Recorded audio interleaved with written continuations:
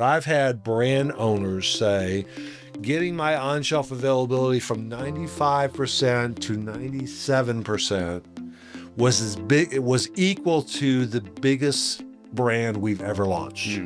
Just getting all my stuff on the shelf.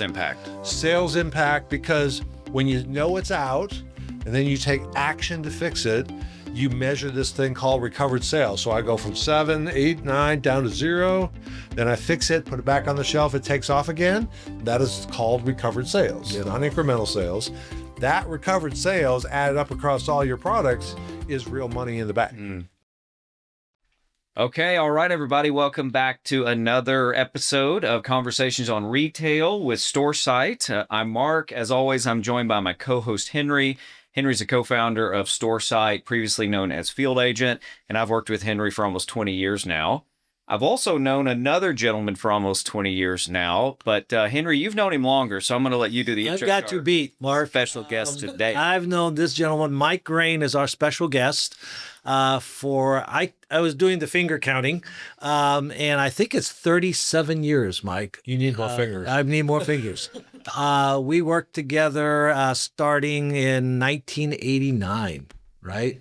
When we came down here as part of P&G's Walmart customer team, Mike and I worked together there, and then Mike left P&G and went to work for Walmart for a season, and then went and worked for Acosta for a season. Now he's just a superior industry guru on OSA. That's why we have him here today, right, Mike? Absolutely. Yeah. That you told me to be here exactly at 1 o'clock, so I'm here. He answered the text message. Yeah, that's right. That was the first mistake. That's right. Well, Mike, we're glad you're here. I'd say you sat on both sides of the table, but this is like a four-sided table you sat on. Supplier, third-party, consultancy, retailer, direct. You've been a customer, obviously. I still remember it was over a decade ago. Mike invited me in on behalf of our previous company, Field Agent, to set in with academics from the University of Arkansas, as well as folks from different retailers and CPG companies, consultants, really to get into this idea of there's a big difference between in-stocks and on-shelf availability. And we all know it matters because, news alert, if it's not on the shelf or not in stock, you can't sell it. So the CPG companies listening out here, we're going to talk about today one of the biggest topics that moves the needle of your business, and it's out of stocks and on-shelf availability, because if it ain't there, you can't sell it. Everybody gets that. But Mike, going back to that initial point, you were trying to educate the industry at the time, really, that quit saying in stocks, or at least say it, but don't think it means the same thing as on-shelf availability. For our listeners, can you go there a little bit for us? Yeah, it has been a long journey.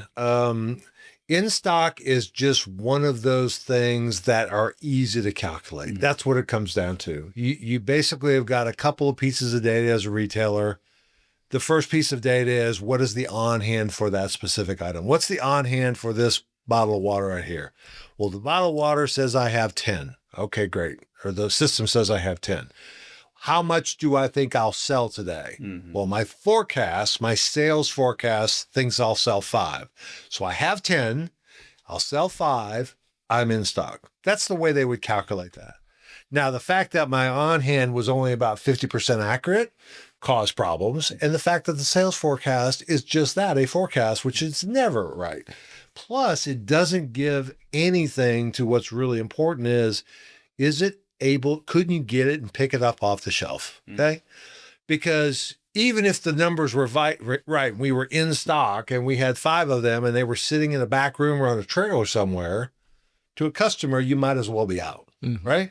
Yeah. So it was easy to calculate. You could do it internally.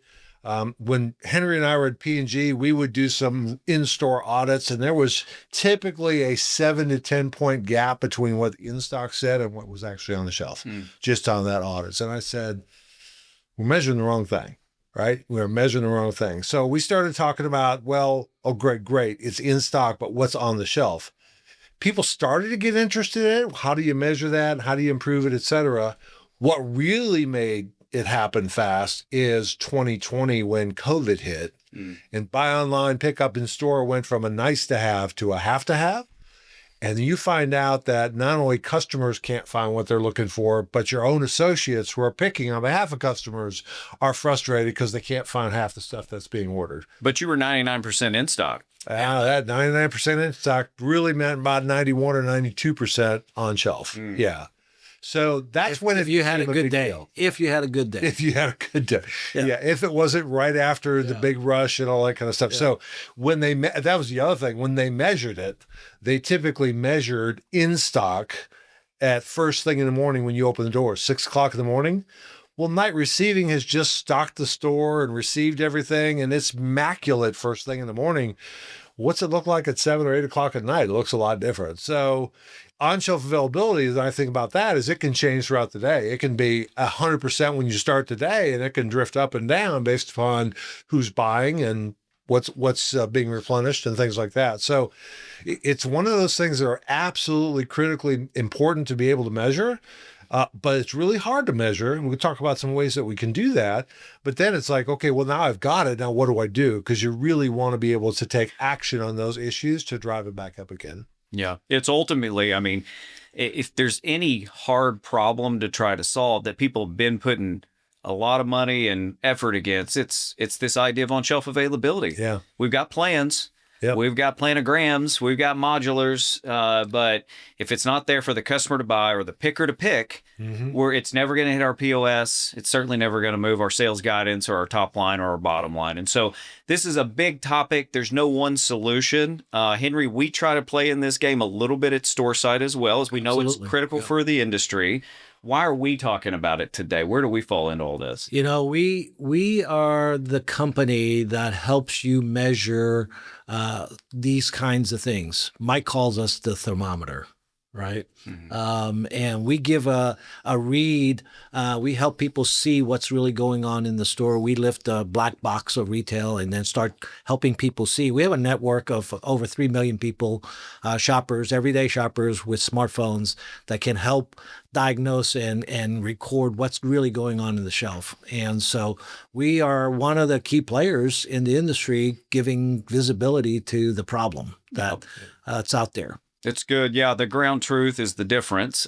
Taking it from the numbers off of the database and the spreadsheets and the POS systems to the ground truth of what the shelf actually looks like. But Mike, there's a bigger picture than that. I know you've got a lot of angles you could go with this, but as you think about the next few minutes for folks listening, how do you want to take us into a journey on-shelf availability and some key nuggets for folks to be listening in for? How about an example? Perfect. Because a lot of this could be just theoretical, et cetera, but the reality is, you had mentioned in my intro, I've worked for a great big company, Procter & Gamble, who's the CPG company. I've worked for a great big company, which is Walmart, which is a retailer. I've worked with Crossmark / Acosta. So I've got those three, but I'm also a customer. And I'll tell you a story that I actually went in right after we implemented some RFID solutions for apparel, and I brought my truck in because my truck needed tires. And they said, sure, no problem, we got them. So they gave me a little ticket, and I walked through the store, because at that time you walk through the store and shop, et cetera, while they're working on your truck. I'd been in the store for 5 minutes, and they said, Mr. Graen, please come back to the Automotive Care Center. Mr. Graen, okay, walked back there. They couldn't have had it done that fast. Mr. Graen, we have 3 tires.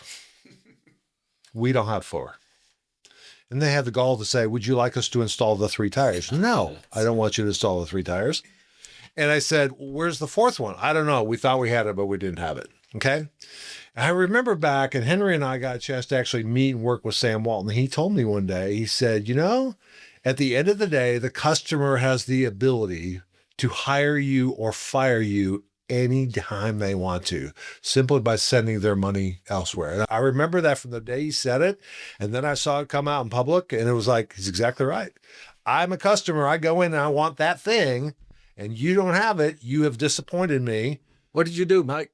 What I did is I said, number one, put my truck back down again. I'm driving to the local tire discounter, and I got 4 tires. Yeah. And the funny thing is, that was on a Friday. On Monday, I went into the tire buyer, and I go, Robert, I won't tell you his last name. Robert, You're not going to believe what happened to me. I tell him the whole story. And he goes, oh, it happens all the time. I go, what do you mean it happens all the time? He goes, our on hands are horrible. I go, why don't we do RFID like we're doing over here in apparel? Oh, it doesn't work because it's rubber and metal. I go, hey, we'll make it work. And sure enough, later, we've got 2 years under our belt. The results are fantastic. And now Walmart has fundamentally changed how they do it. You make an appointment, you tell them the car, they secure 4 tires so nobody else can buy them. So when you go in, you know 100% your tires are going to be there for it. So they guarantee the on-shelf availability in this case by making sure ahead of time. How is that story a story between in-stocks and OSA, Mike? I think I get it, but let's go a little bit deeper. Well, here's the primary problem with this tire example. Yep. They thought they had 4 tires. They only had 3. That was part of the calculation for in-stock. Now, tires are a little different because you don't shop for tires on the sales floor. They typically are in the back anyway. But I was at a store just a little while ago, and I just wanted to see what was like. I went to the printer ink section, and I would say probably 10 of them were on shelf availability issues. They were not there. Now, if I had that printer and I drove all the way there, and God forbid, I've already called and said, do you have that printer? Yeah, it says we got 4 of them. And I walk into the store and they don't have them. Well, we'll go check in the back. Those are the words of death, which is, I'll see you in an hour, right? I need that one. I can't switch to a different one. I've got this printer, takes this cartridge. I need that black printer. I don't need any of these other ones. Sorry, sir. I can either go to Best Buy or I can pull out my phone and use Walmart's Wi-Fi to order for Amazon. And that's what most people will do. That's the omni-channel world that we live in now. The customer is the boss. Yeah. The customer is ultimately not dedicated to a particular retailer. They are particularly to the product they want. Yeah. And if the retailer doesn't have it, they'll go somewhere else. So long story short, you better measure the customer's viewpoint of whether it's on the shelf or in the building. Let's just say it that way, because it could be on the side counter or a feature or whatever. Better measure it through their eyes. There are ways to do that. There are algorithms. There are shelf scanning robots. There's great people like you guys at Storesight who go out and collect that data. There's RFID. There are Nilpicks from online shoppers. There's all kinds of ways to collect the data. You got to pull that all in. Say, first thing is to say, what is my on-shelf ability? Secondly, what is my target? What's acceptable? Because guess what? 100% on-shelf availability is not acceptable. Not a thing. Not even achievable. No. But 99 or 97 is, but you better know what you are. And then if you're not meeting it, hit that gap. I've had, and I can't tell you who it is, but I've had brand owners say, getting my on-shelf availability from 95% to 97% was as big, it was equal to the biggest brand we've ever launched. Just getting all my stuff on the shelf. Sales impact, because when you know it's out and then you take action to fix it, you measure this thing called recovered sales. So I go from 7, 8, 9 down to 0. Then I fix it, put it back on the shelf. It takes off again. That is called recovered sales, not incremental sales. That recovered sales added up across all your products is real money in the bank. Henry, I've seen your wheels spinning a long time. Yeah. What are you thinking? You know, is that what that was? The number that I've heard from smart people that it's about $1 trillion worldwide. This problem of OSA. Yeah. And it's equivalent to about 6%. So to your point, it's a huge opportunity, but it's been a problem for as long as we've been in the industry. Yeah. Some of the tools that you've talked about just now have allowed us to measure it better. You know, the idea is you can't fix something if you don't measure it. Right.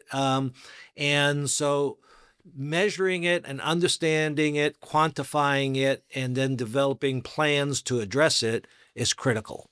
And the ability to do that as a first step is one of the key things that's going to address OSA. So, Mike, if you had to look down the crystal ball for the next 3 to 5 years with all the AI and agentic resources out there, how will that impact OSA going forward in terms of what do you see in the future? How should our audience think about that? Yeah, I went to NRF, National Retail Federation, and 30,000 of my closest retailer friends up in New York. Oh my gosh. It was pre-COVID, man.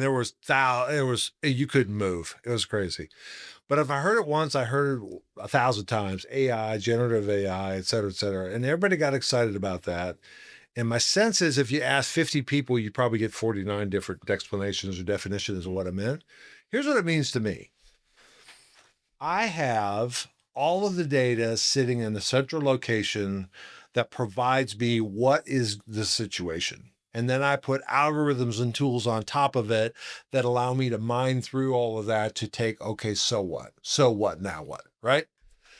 My vision for the future, and you're right, it is $1 trillion opportunity, and we're losing a lot of sales to omni-channel retailers only, like Amazon, because we get frustrated and we literally pull out our phones and we order from Amazon because we can pretty much know they're going to have it, right? Yeah. They have it. I think the answer is, let's just take a Walmart Supercenter. How am I going to measure on-shelf availability? Okay. There's a couple tools. One is an algorithm on high velocity items that are selling 10, 12, 15, 18, and then they go to 000. It wasn't on the shelf. It may be in stock, but it's not on the shelf. So that's a really good metric that says at this time it went down to 0. It wasn't on the shelf anymore. Number two, I've spent 22 years working with RFID. RFID is an incredible job of telling what you have and where is it located. And it gives you, for certain parts of your box, your retail, exactly what you have and exactly where it is. Yeah. It's an incredible tool. It only took 20 years, Mike. Exactly. The problem is we're never going to be able to do it on cans of green beans and watermelon. There are certain problems that just financially doesn't make sense. And number two is they just are not RF friendly, water and metal being one of those. Yeah. So I've got that situation. And then I got this, my favorite one is computer vision. And what you guys are doing is providing computer vision through a picture. And obviously there are shelf scanning robots that do the same thing. Yep. What I need is all of those different signals come together and put it in one location and say, is this on the shelf or not for this store? Because every store looks different. Okay. It's supposed to look different by design. Is this an issue with on-shelf availability or not? And take that, drive meaningful alerts to the people who can fix it, like the preferred service providers, and then measure the impact of when you did that, what was the result? So that's my crystal ball, because everything today is, here's my tool and here's how we use it. Well, how does that work for apparel? Well, it doesn't, right? You guys taking pictures of a pile of clothes, this guy's going to do anybody any good. It looks like a pile of clothes. There are lots of category nuances within a retailer that's just different. High velocity being one of them, perishable and fresh is a whole different set of challenges. As well as, categories that have a lot of variance. I need this specific color. I need that black ink printer cartridge. That has a lot of variance because there's a lot of different models and so forth. So category nuances, there's channel nuances, mass versus club.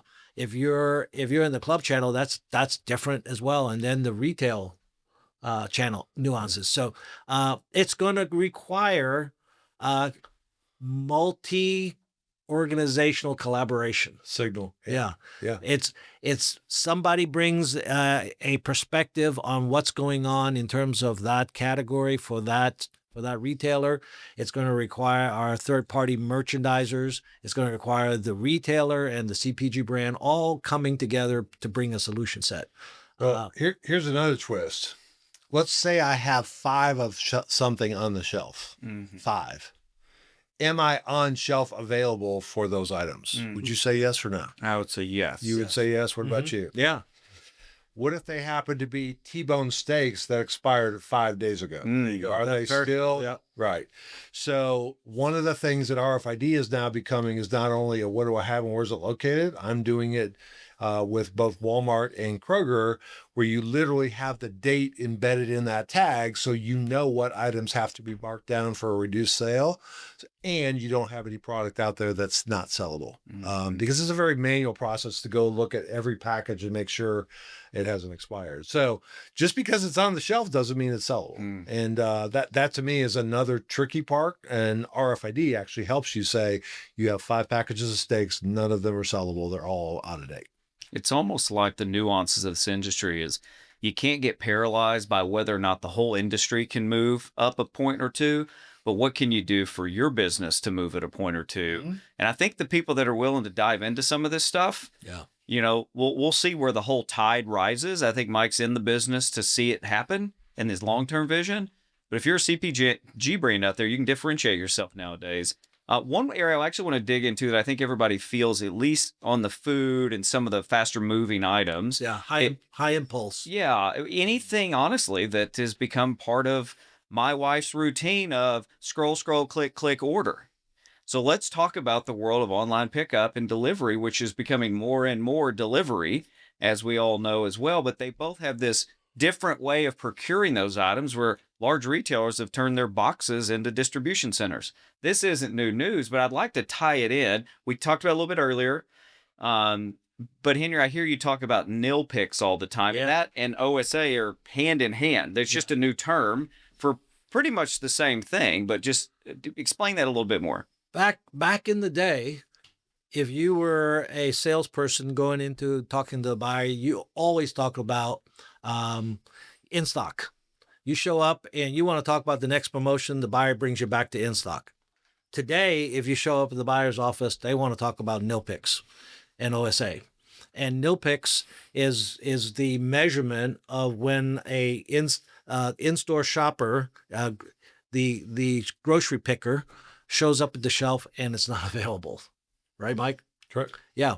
And that is a dynamic now that's been added on top of this whole availability issue, because there's 2 sources and 2 information flows now competing for that product on the shelf. I think more than 50% of the big box retailers that are doing online also use their stores as the hub. And so that shelf and what's on the shelf is being looked at by the shopper and also by the online algorithms, shopping algorithms, that say, is that available?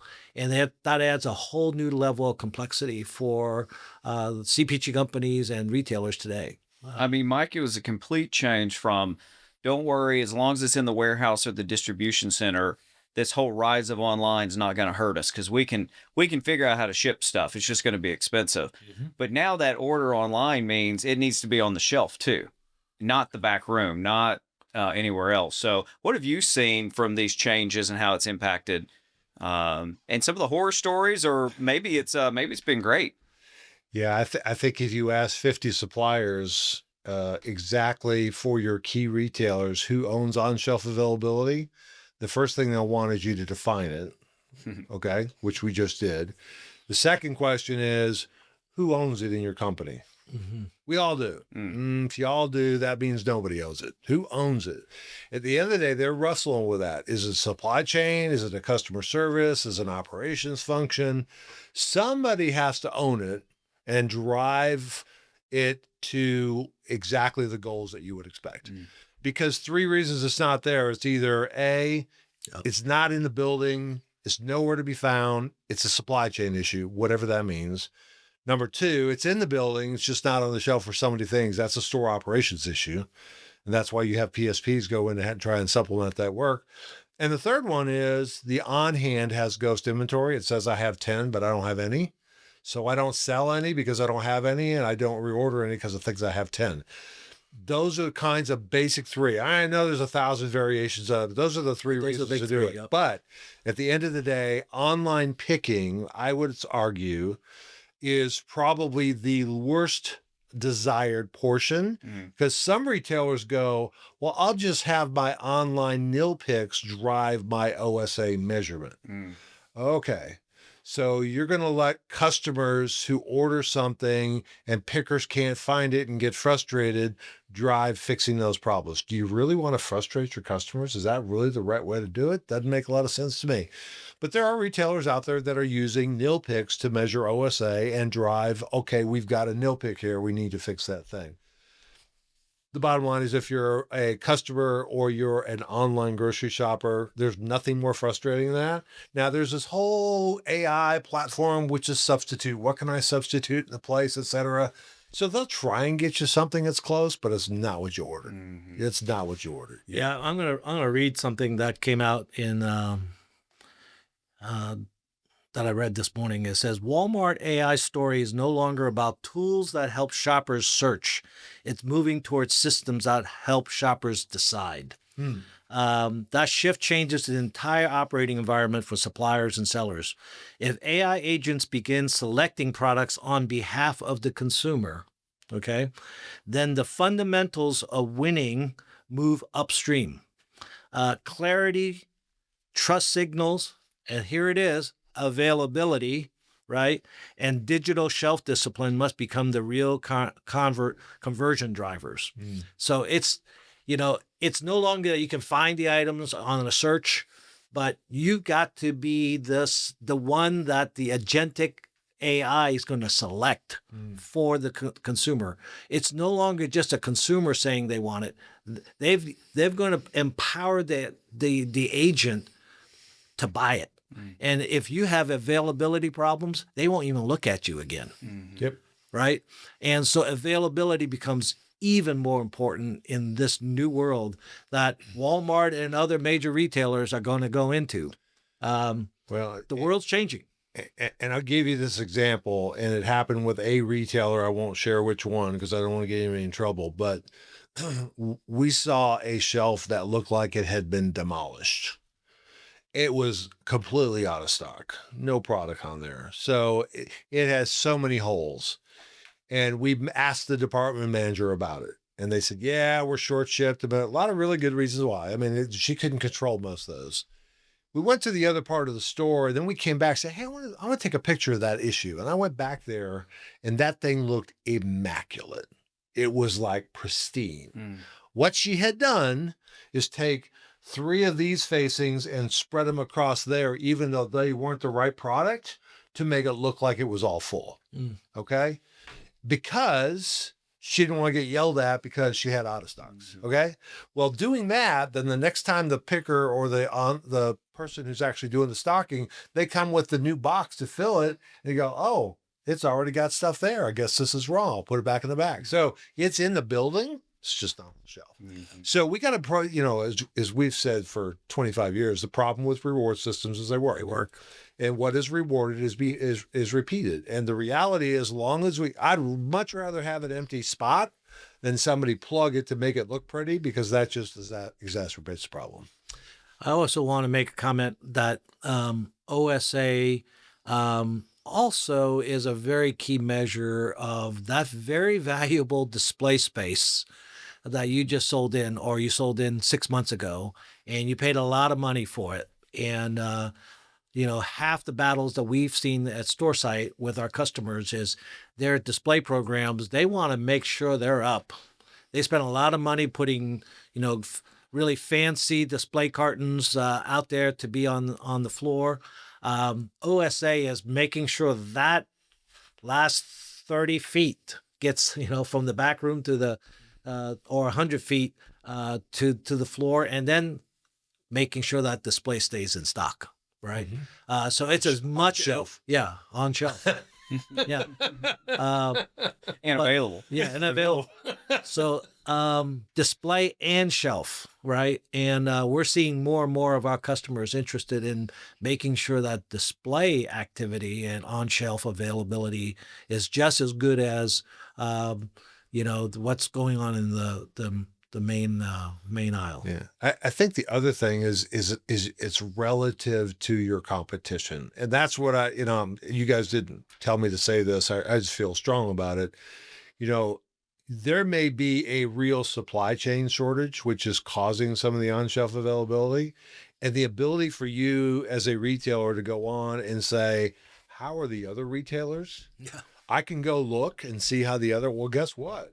I'm not doing very good because I'm only 92%, but compared to the other ones, I'm doing great. Or worst case, I think I'm doing great at 92 and I found a whole bunch that are doing 98. Well, what are we doing wrong? So that data is incredibly powerful because you will have major supply chain issues where everybody's out. There's just nothing you can do about it. There's just, your hands are tied, right? But the ability to be able to look at how am I doing and how am I doing versus expectation and how am I doing versus competition, there's only one way to do that, and that's use you guys as a platform. Yeah, we're really excited about the tools that we're bringing to the industry with Storesight to be able to look across the industry. Yeah. All of a sudden, you can walk into stores virtually and see all those dynamics, for this brand, this category, across this region, and be able to see, your performance in those categories, your OSA performance. Yep. It's a hard problem. We're really excited to be diving into it for sure. What I want to encourage folks listening, especially CPG companies, is kind of to go back what I said earlier is Mike just mentioned it. How are you doing versus competition? But are you leaning in to the new tooling and the new data that's available to separate yourself in the industry and to make sure that customers and pickers can grab something when it's on the shelf? And there's more out there than you know. We love Storesight, obviously. It's what we live and breathe, but there's a lot of advancements nowadays in understanding what's going on. And if you're relying on the same old reports or just sending bodies in without good data at all, you're on both ends of those bookends. And in the middle, there's a lot of new data being unearthed and unboxed. And we're on the forefront of that, obviously. So be leaning in, and we'd love to be part of the journey. Yeah, it's a real advantage and separator for people to be able to walk into your buyer and give them total industry perspective. And it's a differentiator.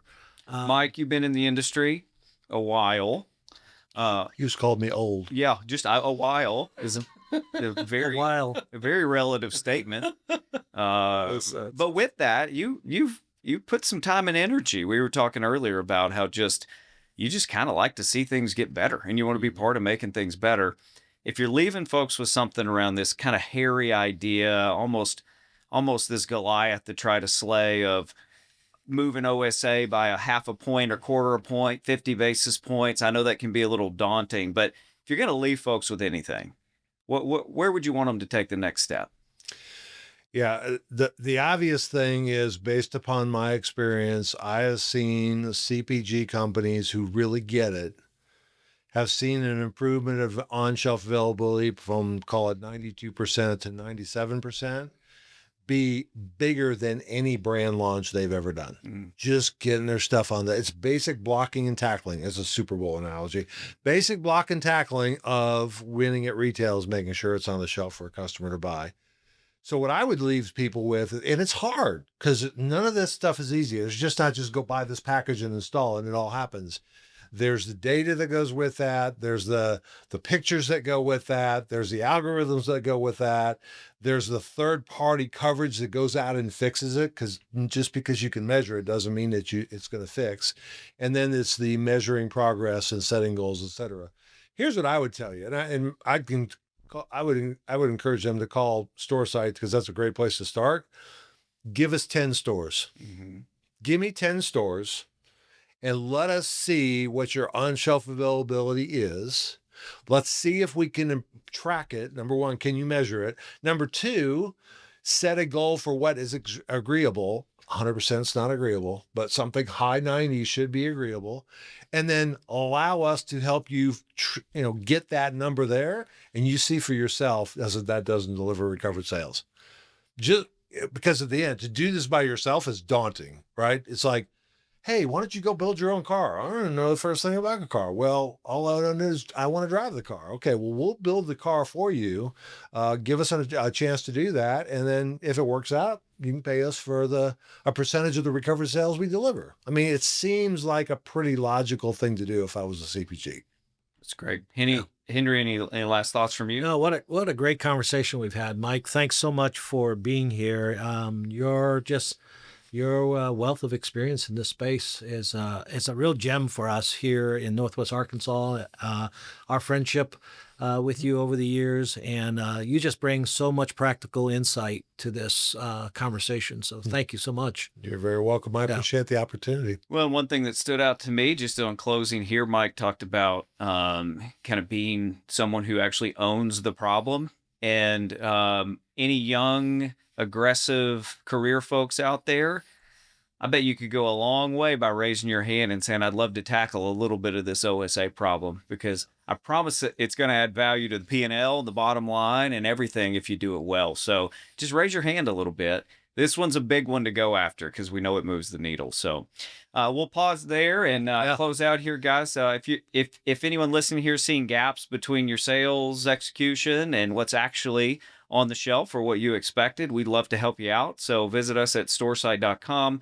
And then ultimately, we'll put together a plan to test out 10 stores or show you some of our new tech around identifying out of stocks, or maybe even build a program against your top items. But either way, reach out and we'll be happy to help you. So thanks for joining us for another episode of Conversations on Retail by Storesight. And Henry? This is Storesight. Let's go. Let's go.